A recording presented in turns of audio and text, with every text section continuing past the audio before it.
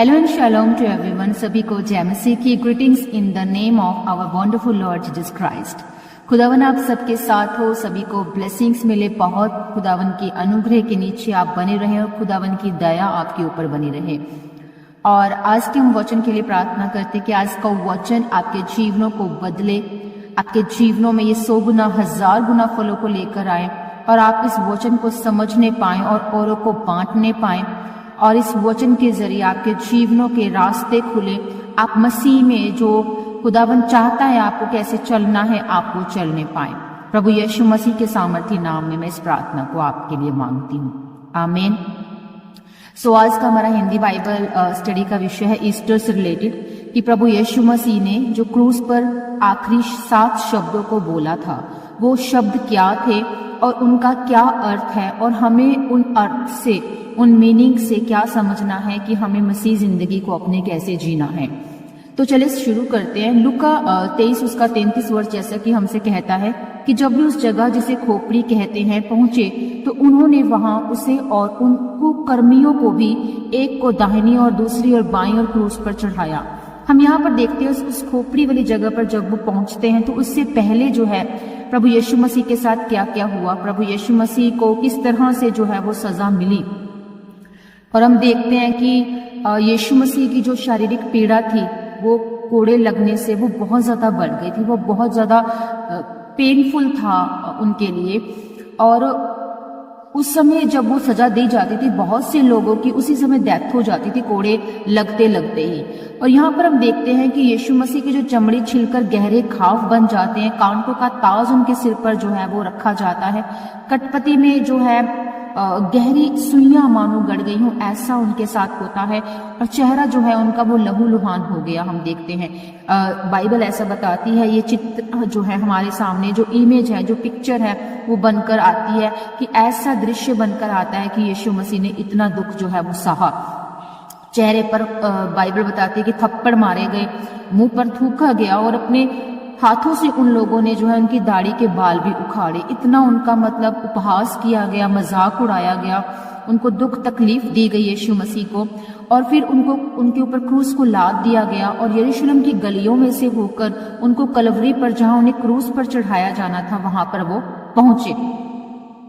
हाथों में जहां कलाई का जो हथेली का जोड़ होता है वहां पर जो है उनके कील ठोंक दी गई थी और इस तरह कीलों से ठोककर उन्हें क्रूस पर जो है वो चढ़ाया गया। तो यहाँ पर यशायाह जो है हमें पहले ही इस दुख को बखान कर रहा है कि यद्यपि इस दुख उठाने वाले सेवक के लिए भविष्यवक्ता यशायाह ने बिल्कुल सही दशा जो है, यही दशा पहले ही बखान कर दी थी कि उसका रूप यहाँ तक बिगड़ा हुआ था कि मनुष्य का सा ना जान पड़ता था और उसकी सुंदरता भी आदमियों की सी ना रह गई थी। और यशायाह 50 उसका 6 वर्ष कहता है कि भविष्यवक्ता ने यह भी भविष्यवाणी की थी कि उसका उपहास उड़ाया जाएगा और उसके मुंह पर थूका जाएगा और मैंने मारने वालों को अपनी पीठ पर और गलमोछ नोचने वालों की और अपने गाल किए, अपमानित होने और थूकने से मैंने मुंह न छिपाया। तो ये वचन बताता है हमें कि प्रभु यीशु मसीह के साथ बहुत बुरा व्यवहार किया गया और ये वर्णन हमें क्रूस पर ले चलता है। और यीशु क्रूस पर चढ़े हुए हैं और लहूलुहान हो रहे हैं। और जब वो क्रूस पर चढ़े हुए उस समय 7 छोटे वचनों का उच्चारण करते हैं। उन वचनों का क्या मतलब है हमारे जीवन में, वो हमें देखना है और वो सीखना है कि प्रभु यीशु मसीह हमें क्या कह रहे हैं, हमें क्या बता रहे हैं कि हमें मसीह जीवन भी अपना कैसा हमें रखना बहुत जरूरी है। पहला वचन जो है लूका 23 उसका 34 वर्ष की, जब वो उस जगह जिसे खोपड़ी कहते हैं पहुंचे तो उन्होंने वहां उसे और उनको कर्मियों को, एक और दाहिनी और दूसरी और बाईं और क्रूस पर चढ़ाया। तब यीशु ने कहा कि हे पिता, इन्हें क्षमा कर, क्योंकि ये नहीं जानते कि ये क्या कर रहे हैं। पहला पत्रस 3 उसका 18 वर्ष में लिखा, इसलिए कि मसीह ने भी अर्थात अधर्मियों के लिए धर्मी ने पापी के कारण एक बार दुख उठाया ताकि हमें परमेश्वर के पास पहुंचाए। 1 कुरिन्थिया 15 उसका 3 वर्ष कहता है कि पवित्र शास्त्र के वचन के अनुसार यीशु मसीह हमारे पापों के लिए मर गया।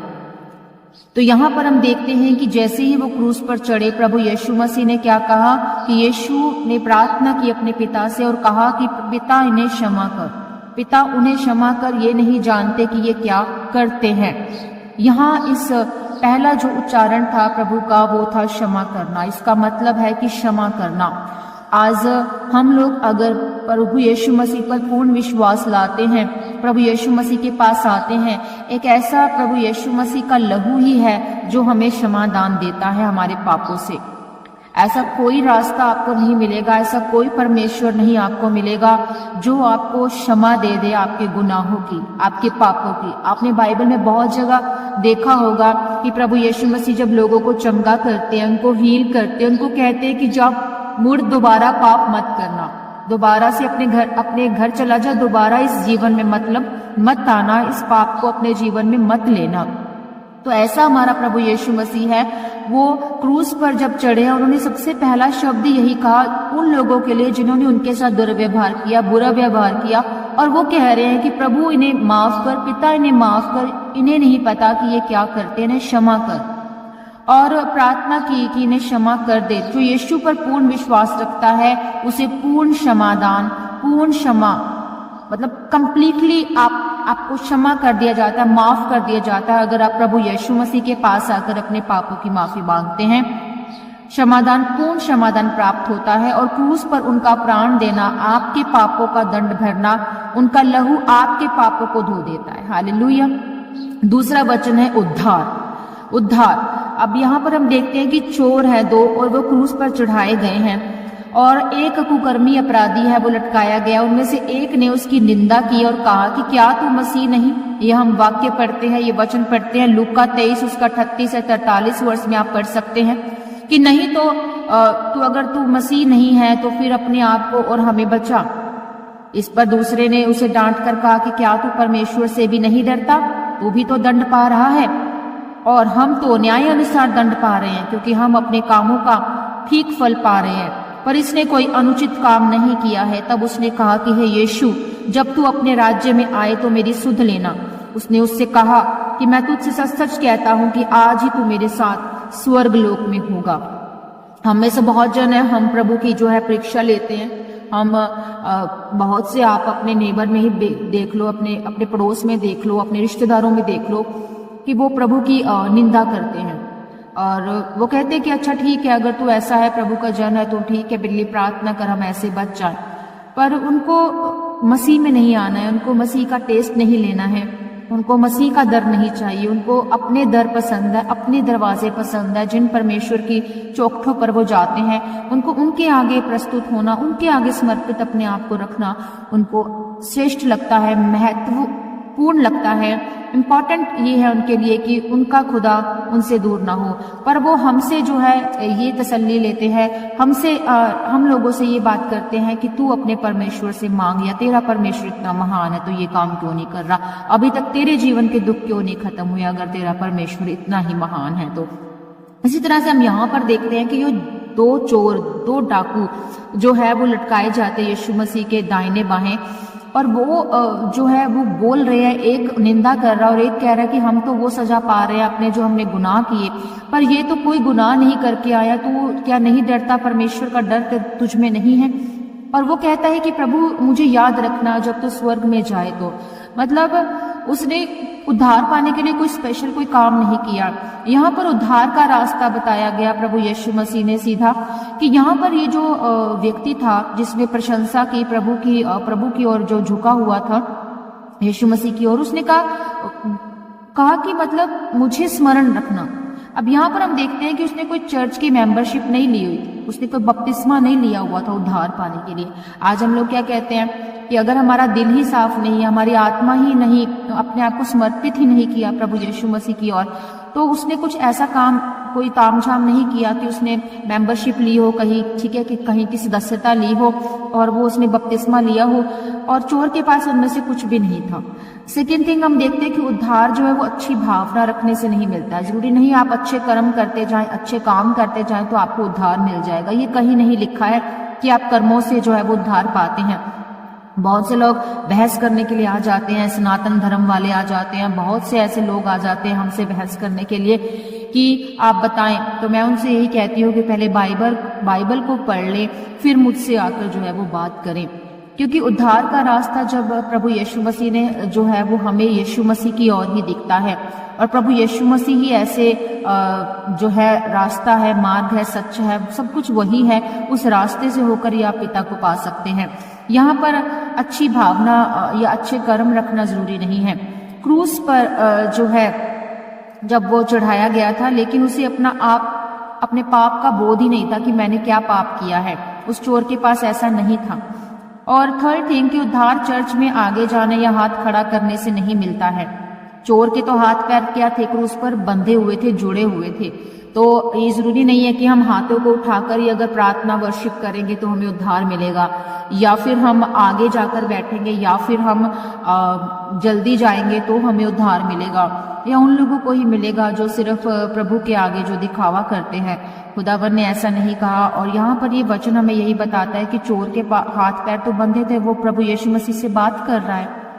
फोर्थ थिंग हम देखते हैं कि उद्धार यीशु को अपने दिल में बुलाने से नहीं मिल जाता। कि अगर उसको ये पता होता, चोर को तो इसके बारे में मालूम ही नहीं था, अगर उसको पता होता तो वो तो हैरान हो जाता कि अच्छा ये अपने दिल में बुलाने से उद्धार मिलता है प्रभु को। उसने ऐसा कुछ भी उसके पास नहीं था। और हम देखते हैं कि उद्धार जीवन शैली बदल देने से नहीं आता है। आपकी अपने लाइफस्टाइल को आप चेंज कर लेंगे, ठीक है, तो उद्धार नहीं आएगा। चोर को ऐसा करने को किसी ने नहीं कहा था कि तू ऐसा कर। और चोर ने ऐसी प्रार्थना नहीं की थी कि उसने यीशु से केवल उसे स्मरण रखने को कहा। तो उसने कहा कि प्रभु यीशु जब तू स्वर्ग में जाए तो मुझे याद रखना। और हम देखते हैं कि चोर के पास ऐसा करने का समय ही नहीं था कि वो उसने अपने लाइफस्टाइल को चेंज किया हो या कुछ भी। बस वो यीशु मसीह जब उसके पास लटकाए जाते हैं तो वो यही कहता है कि प्रभु जब तू स्वर्ग में जाए तो मुझे स्मरण रखना। तो एक प्रभु यीशु मसीह एक रास्ता है। जब आप मतलब आपको इन सब फॉर्मेलिटीज की जरूरत नहीं है प्रभु के उस उद्धार के रास्ते पर चलने के लिए। तो यहाँ पर उद्धार का रास्ता क्या बताया गया है? यहाँ पर प्रेरितों 16 उसका 31 वर्ष हमसे बात करता है कि उन्होंने कहा कि प्रभु यीशु मसीह पर विश्वास कर तो तू और तेरा घराना उद्धार पाएगा। यहाँ पर प्रेरितों के काम में भी यही वचन हमसे बात करता है कि अगर आप पूर्णतः विश्वास करते हैं तो आप और आपका घराना तभी उद्धार पाता है। बिना यीशु मसीह के रास्ते के थ्रू आप कोई रास्ता भी अपनाएंगे। अब हम बात करते हैं जब अपने पड़ोस में या रिश्तेदारों से, तो वो सब कहते हैं, सब लोग पता क्या लोग क्या कहते हैं कि अब जहां भी जाएं सब लोग यही बात करेंगे कि ठीक है आप भी तो परमेश्वर को मानते हैं, हम भी तो परमेश्वर को मानते हैं, तो रास्ते तो सभी एक है। मैं कहूंगी कि रास्ता सब एक नहीं है, और मैं वहां पर अपना पॉइंट ऑफ व्यू रखती हूँ।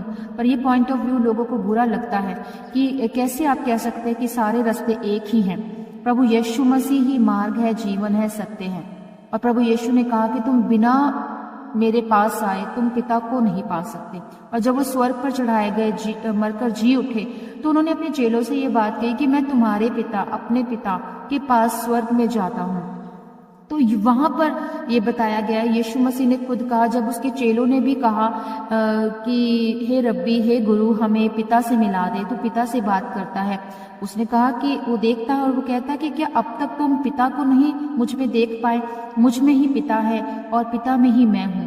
तो एक ये इतना बड़ा जब यीशु मसीह ने ही वचन कह दिया कि सब कुछ मैं हूँ और मुझ में ही तुम पिता को पा सकते हो, मेरे नाम से जब तुम पिता से मांगोगे तो तुम पाओगे, और मैं ही जीवन हूँ, मैं ही मार्ग हूँ, मैं ही सत्य हूँ, मेरे थ्रू तुम्हें पिता मिल जाएगा।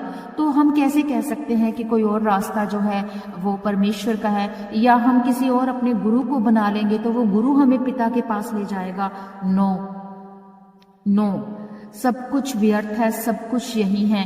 आप सिर्फ और सिर्फ प्रभु यीशु मसीह के नाम से, उसके उद्धार के इस संकरे मार्ग से होकर ही अगर जाएंगे तभी आप पिता को पा सकते हैं।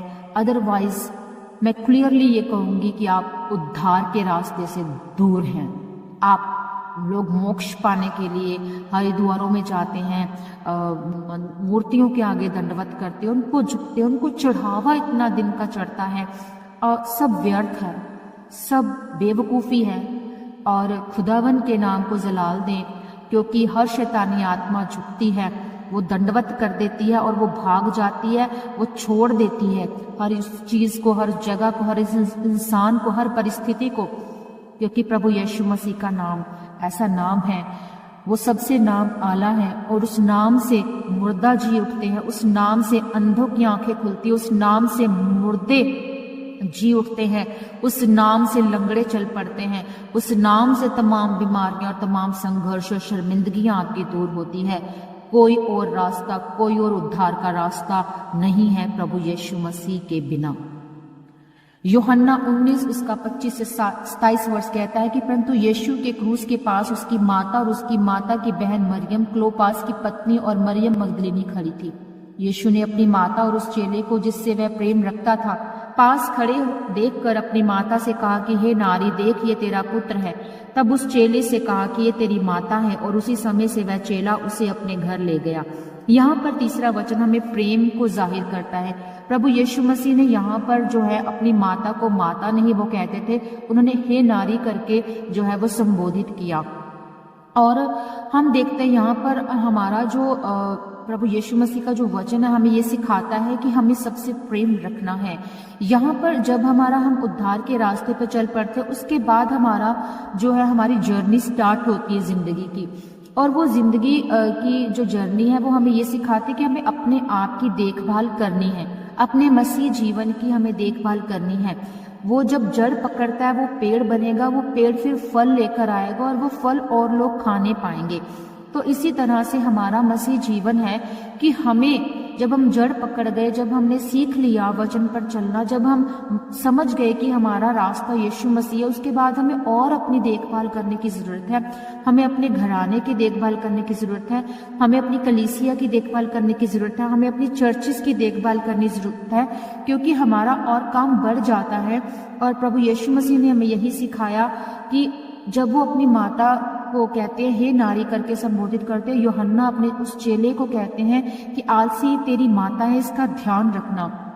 खुदावन यीशु मसीह हमें यही सिखा रहे हैं कि तुम अपनों का और अपने लोगों का, अपनी कलीसिया का, अपने चर्चिस का, अपने जिन लोगों से आपकी संगति है, जो लोग आपसे संगति करते हैं और प्रभु के वचन को सुनते हैं, मानते हैं, चलते हैं, उनकी देखभाल करना, उनसे प्रेम रखना, ये खुदावन प्रभु यीशु मसीह हमें यहाँ सिखाते हैं। चौथा वचन है मत्ती 27 उसका 46 वर्ष की दोपहर से लेकर तीसरे पहर तक उस सारे देश में अंधेरा छाया रहा। तीसरे पहर के निकट यीशु ने बड़े शब्द से पुकार कर कहा, एली एली लमा शबकतनी, अर्थात हे मेरे परमेश्वर तूने मुझे क्यों छोड़ दिया। वो अपनी मानवता में होकर त्यागे जाने की पीड़ा को सहते हुए अपने परमेश्वर को वो यहाँ पर पुकार रहा है। हम देखते हैं वो कितने अंदर से दुख भरा हुआ है और वो क्रोध का सामना करता है जब अपने पिता को देखता है कि पिता ने मुख मोड़ लिया, क्योंकि उस समय प्रभु यीशु मसीह ने हम सब पूरी मानव जाति का जो पाप है, जो गुनाह है, वो अपने ऊपर ले लिए थे। और एक पापी को पिता देखना पसंद नहीं करता और वो प्रार्थना करता है उस दुख से, उस मानव रूप में आकर, क्योंकि मानव रूप में वो आया और उस दुख, उस वेदना को वो पिता से बांट रहा है कि हे मेरे पिता, तूने मुझे क्यों छोड़ दिया, तूने मुझसे मुख क्यों फेर लिया। 1 तीमुथियुस 2 उसका 5 से 6 वर्ष कहता है, क्योंकि परमेश्वर एक ही है और परमेश्वर और मनुष्य के बीच में भी एक ही बिचवई है, अर्थात मसीह यीशु जो कि मनुष्य है। एक ही बिचवई कहा क्या गया यहाँ पर इस वचन में कि एक ही बिचवई है जो कि प्रभु यीशु मसीह है, जो मसीह यीशु जो मनुष्य रूप में आया और मानव के बीच में और परमेश्वर के बीच में। आप अगर कहेंगे ना कि मैं फिर से वही बात कर रही हूँ कि सिर्फ एक मनुष्य रूप में जो आया वो परमेश्वर और आपके बीच में यीशु मसीह आया। आप यीशु मसीह ने वो तमाम दुखों को, उस एक्सपीरियंस को लिया जो एक इंसान के जीवन में आता। आज मैं और आप ना बचाए जाते, आज मैं और आप इन दुखों मुसीबतों से छुटकारा ना पाते, शैतान की ताकतों को हम फेल ना करने पाते अगर प्रभु यीशु मसीह ने अपनी कुर्बानी ना दी होती, अगर उस मेमने ने अपनी कुर्बानी ना दी होती, क्योंकि उसके निष्फल जो निष्अपराध जो लहू से हम धोए गए हैं, जो उसने अपराध नहीं किया, हमने उस लहू से जो है वो हम धोए गए। उसने कोई अपराध नहीं किया, वो अधर्मियों के लिए मरा, वो पापियों के लिए अपनी जान उस खुदावन यीशु मसीह ने दी। और यहाँ पर क्रोध मतलब निकलता है इस पद से कि क्रोध वो पैदा हुआ, उसने पिता के प्रति अपना जो रवैया देखा कि पिता ने उससे मुख मोड़ लिया, वो इतने दुख में था। 5वां वचन कहता है यूहन्ना 19 उसका 28 वर्ष की, इसके बाद यीशु ने यह जानकर कि अब सब कुछ हो चुका इसलिए कि पवित्र शास्त्र की बात पूरी हो, कहा मैं प्यासा हूँ। वहां एक सिरके से भरा हुआ बर्तन धरा था, सो उन्होंने सिरके में भिगोए हुए स्पंज को जूफे पर रखकर उसके मुंह से लगाया। अब ये जो वचन है यीशु मसीह का, यह हमें ये बताता है कि उस महान कष्ट का, उतने बड़े दुख का जो स्मरण यहाँ पर दिलाता है, याद दिलाता है कि जो यीशु ने हमारे पापों को, उस दंड को जो है वो लिया, वो सहा। यशायाह 53 उसका 5 वर्ष कहता है वह हमारे ही अपराधों के कारण घायल किया गया, वो हमारे ही अधर्म के कामों के हेतु कुचला गया। इस वचन का मतलब ये है कि दुख उठाना।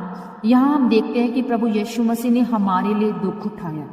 अधर्मियों के लिए वो मरा, धर्मियों के लिए नहीं मरा। आज कोई हम धर्मी के लिए तो खड़े हो जाएंगे, स्टैंड ले लेंगे, क्या कोई पापियों के लिए, कोई अधर्मियों के लिए कोई खड़ा होता है? प्रभु यीशु मसीह ने आपके लिए और मेरे लिए, पूरी मानव जाति, पूरे समाज के लिए, पूरे वर्ल्ड के लिए, हर एक जन के लिए, कोई जाति, कोई पाति, कोई कुछ नहीं उसने डिफरेंस रखा।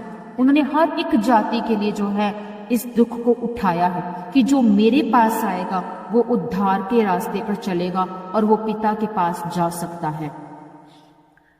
6वां वचन हमसे बात करता है यूहन्ना 19 उसका 30 वर्ष, जब यीशु मसीह ने बोला कि जब यीशु ने ये सिरका लिया तो कहा पूरा हुआ और सिर झुकाकर प्राण त्याग दिए। यीशु ने उच्चारित किया पूरा हुआ। अब यहाँ पर 6वां वचन हमें प्रायश्चित बताता है, तौबा, प्रायश्चित कर। अब क्या यीशु पूरा हुआ उच्चारित करते समय सही थे? कैथोलिक चर्च जो है वो कहता है कि नहीं। उनके विश्वास के अनुसार हर परम प्रसाद जो वितरण है, जो कुछ भी चेंजेस जो कुछ उस समय हुआ, वो यीशु का नूतन रूप में क्रूस पर चढ़ाया जाना और अपना बलिदान देना, वो कहते हैं कि जरूरी था। कहते ये कुछ भी मतलब सच नहीं है कि उन्होंने कहा कि पूरा हुआ, पर बाइबल इस विश्वास को गलत ठहराती है क्योंकि लिखा है इब्रानियों 10:10 में कि उसी इच्छा से हम यीशु मसीह की देह के एक ही बार बलिदान चढ़ाए जाने के द्वारा पवित्र किए गए हैं। ये लिखा है कि हम पवित्र तब हुए हैं, पर कैथोलिक चर्च इस बात को नहीं मान्यता देता। कहता कि उनका नूतन रूप में चढ़ाया जाना जरूरी था कि उन्होंने अपनी कुर्बानी देनी थी, बट प्रभु यीशु मसीह की इच्छा थी कि यीशु मसीह उस देह में एक ही बार बलिदान चढ़ाए जाने के द्वारा पवित्र किए गए। एक बार बलिदान चढ़ाए जाने के द्वारा वो पवित्र किए गए। वो पापों से नहीं भरे हुए थे, वो पवित्र कर दिए गए जब उन्होंने अपना बलिदान दे दिया, जब पिता की इच्छा को पूरा कर दिया। पूरी मानव जाति, पूरे समाज, पूरे संसार के लिए उन्होंने अपनी जान दे दी। इब्रानी 10:14 में लिखा है क्योंकि उसने एक ही चढ़ावे के द्वारा उन्हें जो पवित्र किए गए थे सर्वदा के लिए सिद्ध कर दिया, हमेशा के लिए सिद्ध कर दिया कि तुम लोग अब पवित्र हो। अब हम अगर यीशु मसीह के पास आते हैं, हम पापों की, गुनाहों की माफी मांगते हैं, वो हमें माफ करते हैं। बार बार पाप नहीं, पर कैसा ऐसा कोई परमेश्वर है, मुझे आप बता सकते हैं कि जो हमें हमारे पापों गुनाहों को माफ कर दे? कोई नहीं मिलेगा। कोई रास्ता, कोई शांति, कोई सुख, कुछ उद्धार का रास्ता आपको नहीं मिलने वाला। आप जितना मर्जी बोल ले, दुनिया जितना मर्जी विरोध कर ले मसीह का, पर प्रभु यीशु मसीह ही एक ऐसा रास्ता है। यीशु मसीह के लहू के नीचे ही आपके पापों की प्रायश्चित आपका है, क्योंकि वो जो लहू बहाया गया वो निष्पाप था, वो निष्पाप है, वो गुनाह का लहू नहीं है। बाकी लहू भी बोलते हैं। हैन और काबिल की बात करें, हाबिल की बात करें तो वहां पर भी जो है उसका लहू बोला, वो तो पाप, फिर भी वो हम कहेंगे कि पाप से उपजा था, वो आदम हवा से हुए। पर हम लोग जब हम यीशु मसीह के लहू को देखते हैं, वो तो निष्पाप है और वो पाप का लहू नहीं है। हम अपने पापों की, गुनाहों की माफी मांगते हैं, पाते हैं जब हम यीशु मसीह के लहू से अपने आप को बचाते हैं, कवर करते हैं। यीशु का लहू ही आपको सिद्ध करता है, यीशु का लहू ही आपको बचाता है। उसकी कुर्बानी ने ये सिद्ध कर दिया कि आप लोग पवित्र ठहराए गए हैं। जो जन मेरे पास आ गया वो पवित्र ठहराया गया है।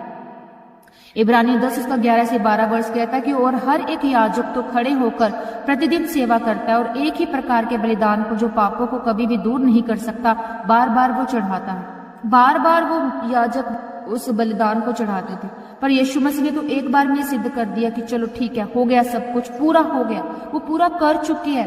उन्होंने कहा सब कुछ पूरा हो चुका है, तुम्हारे पापों की माफी तुम्हें मिल चुकी है।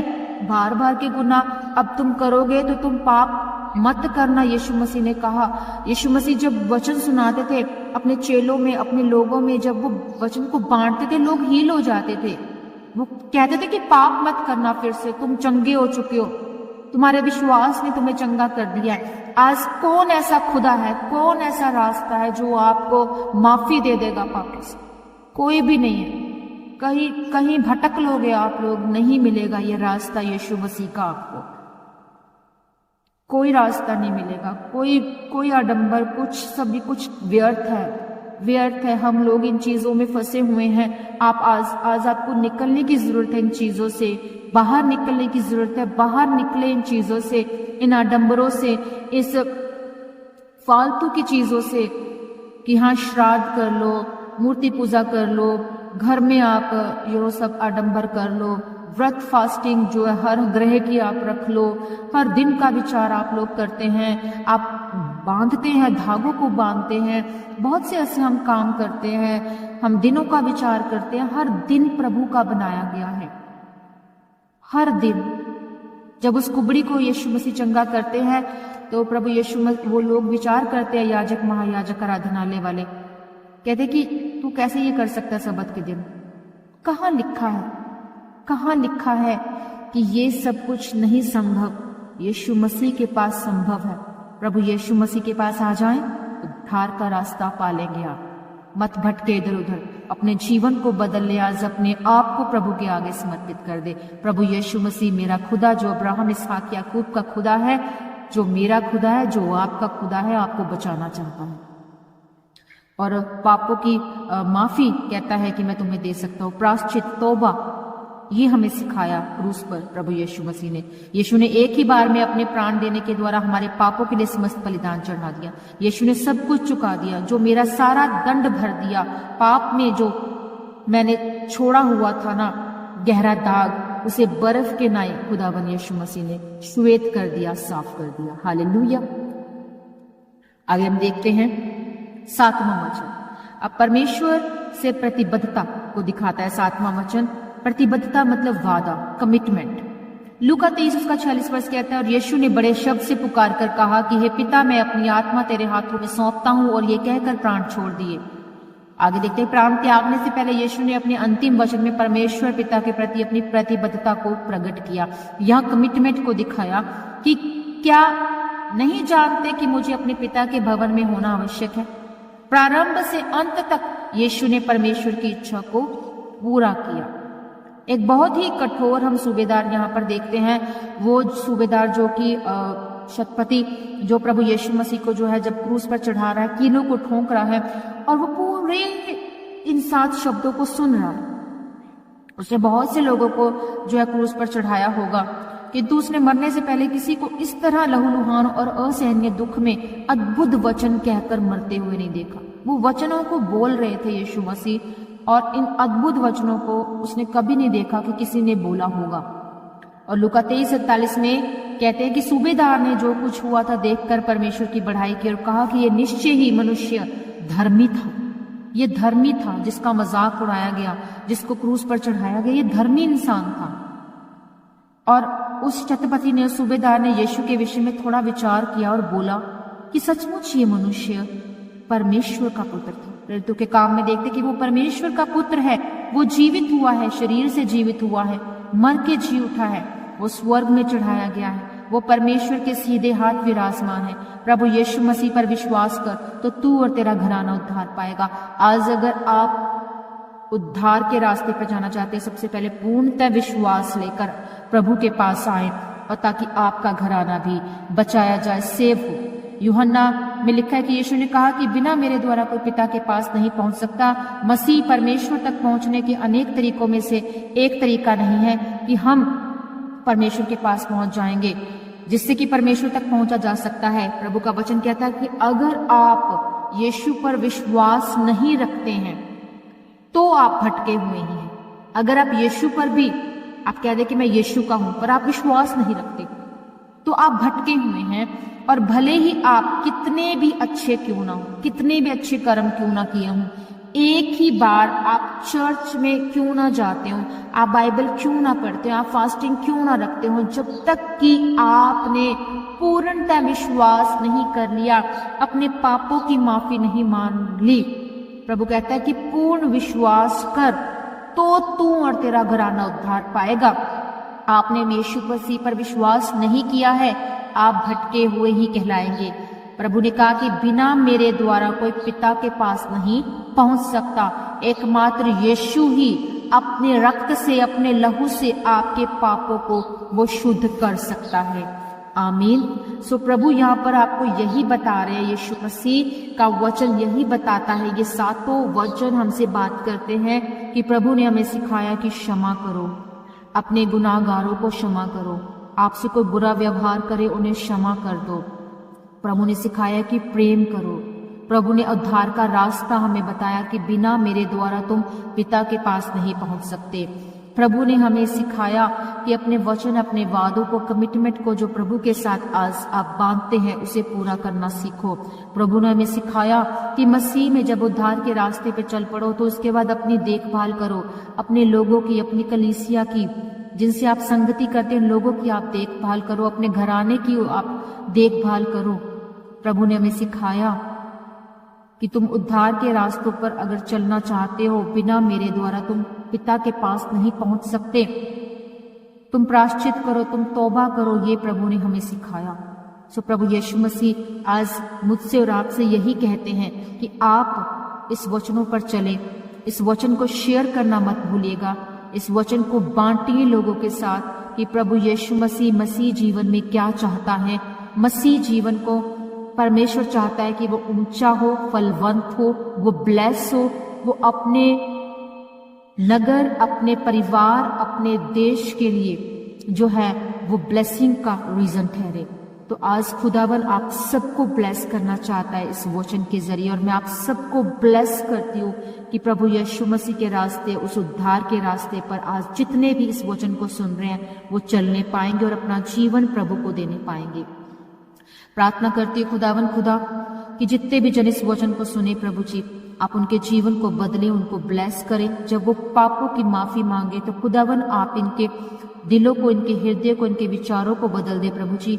आप इन्हें पूर्णतः विश्वास में लेकर खुदावन खुदा इन्हें खुदावन आप सिखाएं कि वचनों पर चलना, खुदावन ये तेरे वचनों पर मनन करने पाए। इन 7 शब्दों को जो आपने उच्चारित किए प्रभु क्रूस पर, खुदावन ये अपने जीवन को बदलने पाए।